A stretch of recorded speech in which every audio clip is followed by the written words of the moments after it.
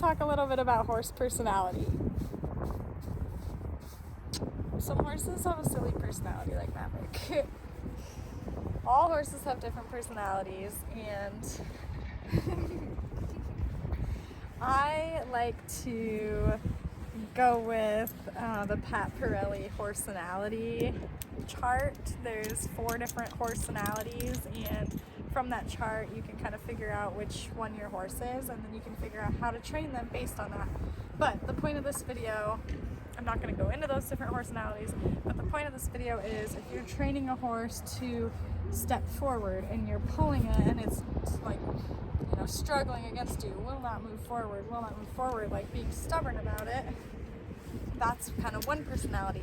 If your horse is silly and playful or doesn't want to do something because, you know, they want to go hang out with the other horses or there's some distraction for them, that's a different kind of personality. If your horse is, you know, aggressive or pushy or, you know, wants to take control, there's just all sorts of different personalities, and you can't train a horse just you can't train all the horses one certain way. So you have to treat them differently, and you have to train them accordingly. So like Maverick here, if I want him to back up or I want him to not be so pushy, some horses would be okay with just like a tap on the nose or you to move over more, and that's fine with them. But for him, he's doing it more for play, so I need to play with him and play this kind of yo-yo game of having him back up and come forward towards me, or else he's going to get bored, and he's kind of a baby, so he's going to start to play with things with his mouth. That's just his personality. So